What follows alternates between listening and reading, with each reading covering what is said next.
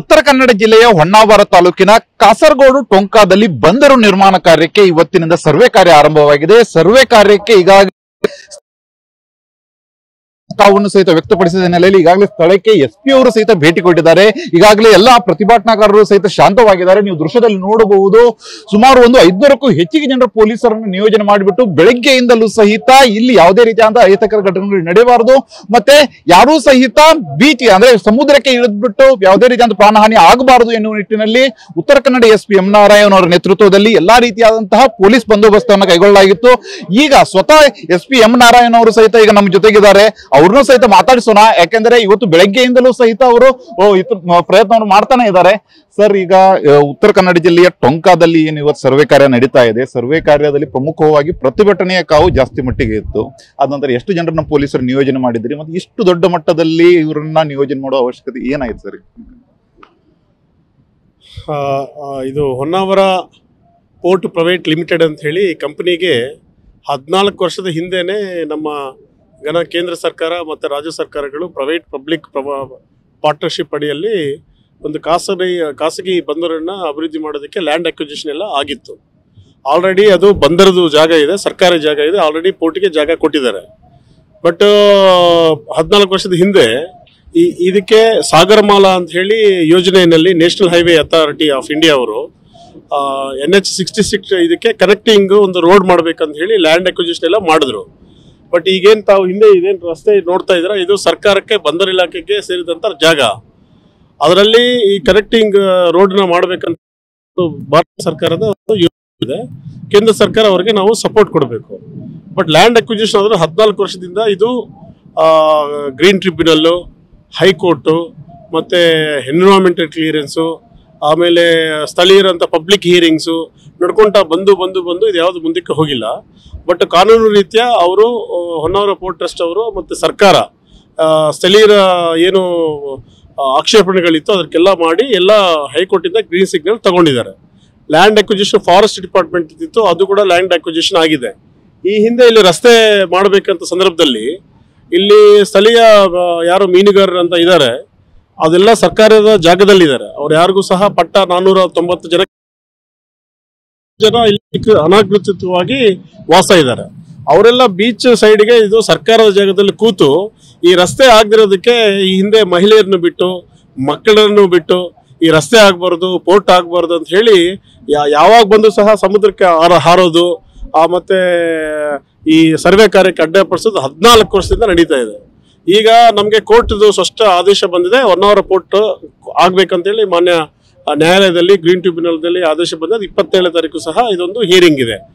ಈಗ national highway authority ಅವರು ಮಾನ್ಯ ಜಿಲ್ಲಾಧಿಕಾರಿಗಳವರಿಗೆ ನಾವು ಈಗ ಪೋರ್ಟ್ ಸರ್ವೆ ಪ್ರಾರಂಭ ಮಾಡಬೇಕು. ಈಗೇನು ನಾವು 3 ಕಿಲೋಮೀಟರ್ ಉದ್ದ ಇದೆ, ಇದರಲ್ಲಿ ನಾವು 50 ಮೀಟರ್ ನೀವೇನು ನೋಡ್ತಾ ಇದ್ದೀರಾ ಅದು ಹೈ ಟೈಡ್ ಲೈನ್ ಅಂತ, ಅಂದ್ರೆ ಇಲ್ಲಿ ಕಡಲ ಆಮೆಗಳೆಲ್ಲ ಬರ್ತವೆ. ಹಾಗಾಗಿ ಇಲ್ಲಿ ಎನ್ವಿರಾನ್ಮೆಂಟ್ಗೆ ಯಾವುದೇ ರೀತಿಯಂತಹ ತೊಂದರೆ ಆಗಬಾರ್ದು ಅಂತ ಸರ್ವೆ ಅವರು ಮಾಡಿದ್ದಾರೆ.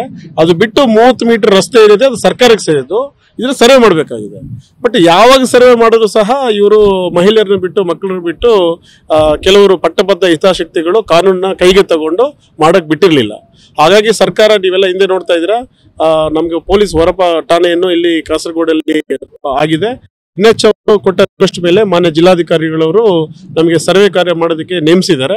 ಈ ಹಿಂದೆ ನಡೆದಂತಹ ಎಲ್ಲ ಘಟನಾವಣೆಗಳು ಇದ್ರ ಮೇಲೆ ಆಲ್ರೆಡಿ 24 ಕೇಸ್ ಆಗಿದೆ. ಹಿಂದೆ 50ಕ್ಕಿಂತ 150ಕ್ಕಿಂತ ಮೀನುಗಾರರು ಮುಖಂಡರುಗಳು ಅವರೆಲ್ಲರೂ ಅರೆಸ್ಟ್ ಆಗಿದ್ದಾರೆ ವಿನಾಕಾರಣ. ಪೊಲೀಸ್ ಮೇಲೆ ಎಲ್ಲ ಕೈ ಮಾಡಿದ್ದಾರೆ. ಯಾರೋ ಸರ್ವೆ ಮಾಡಿ ಕಾನೂನನ್ನ ಕೈಗೆ ತಗೊಂತಾ ಇದ್ದಾರೆ. ಹಾಗಾಗಿ ಕಾನೂನು ಸುವ್ಯವಸ್ಥೆಯನ್ನು ಕಾಪಾಡುವಂತ ಒಂದು ದೃಷ್ಟಿಯಿಂದ ಮಾನ್ಯ ಜಿಲ್ಲಾಧಿಕಾರಿಗಳು 144 ಹಿಂದೆ ಈಗ 163 ಏನು BNSS ಅಲ್ಲಿ ನಿಷೇಧಾಜ್ಞೆಯನ್ನು ಹಾಕಿದ್ರು. ಹಾಗಾಗಿ ಇದನ್ನ ನೀವು ನೋಡ್ತಾ ಇದ್ದೀರಾ, ಬೀಚ್ ಇದು ತುಂಬಾ ದೊಡ್ಡ ಬೀಚ್ ಇದೆ. ಆಮೇಲೆ ಮಹಿಳೆಯರಿದ್ದಾರೆ, ಮಕ್ಕಳಿದ್ದಾರೆ, ಅವರು ಜೀವಹಾನಿ ಯಾವುದು ಆಗ್ಬಾರ್ದು ಅಂತ ಹೇಳಿ ನಾವು ಇಷ್ಟು ದೊಡ್ಡ ಪ್ರಮಾಣದಲ್ಲಿ 6 KSRP, 12 DR, more than 1000 police, ಅದರಲ್ಲಿ ಮುಖ್ಯವಾಗಿ ನಮಗೆ coastal security police CSP police ಅವರು ಜೀವರಕ್ಷಕ ದಳ ಕರ್ನಾಟಕ ಅವರು KFD ಅಂತ ಹೇಳಿ ಫಿಶರ್ಮೆನ್ ಡೆವಲಪ್ಮೆಂಟ್ ಇಂದ ಯಾರ್ಯಾರಿದಾರೆ ಎಲ್ಲ ಮೀನುಗಾರರು ಬಂದು ಯಾರು ಸಮುದ್ರಕ್ಕೆ ಇಳಿದಿರ ನಾವು ಅವ್ರ ಪ್ರಾಣನ ರಕ್ಷಣೆ ಮಾಡಿದ್ವಿ. 144 ಸೆಕ್ಷನ್ ಜಾರಿ ಆದ್ಮೇಲೆ ಇದಕ್ಕೆ ಮುಂಚೆ ಪಬ್ಲಿಕ್ ಹಿಯರಿಂಗ್ ಆಗಿದೆ.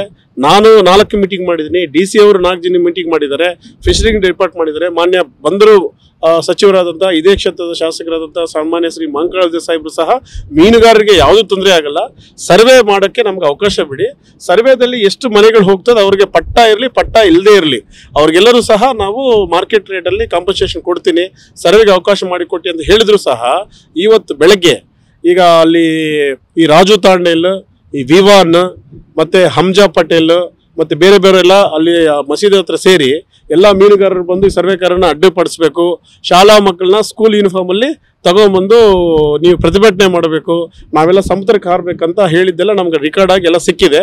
ಹಾಗಾಗಿ ಇಷ್ಟು ಎಲಾಬೊರೇಟ್ ಸೆಕ್ಯೂರಿಟಿ ಅರೇಂಜ್ಮೆಂಟ್ಸ್ ಮಾಡಿ ಯಾವುದೇ ಅನಾಹುತ ಆಗದಿರ ನಾವು ಮಾಡಿದೀವಿ. ಸರ್, ಈಗ ಪ್ರತಿಭಟನೆ ಮಾಡಿದವರನ್ನ ವಶಕ್ಕೂ ಸಹಿತ ಪಡೆದಿದ್ದಾರೆ ಅಂತ ಮಾಹಿತಿ. ಎಷ್ಟು ಜನರನ್ನ ವಶಕ್ಕೆ ಪಡೆದಿದ್ದಾರೆ ಮತ್ತು ಎಷ್ಟು ಕೇಸ್ ದಾಖಲಾಗಿದೆ ಸರ್?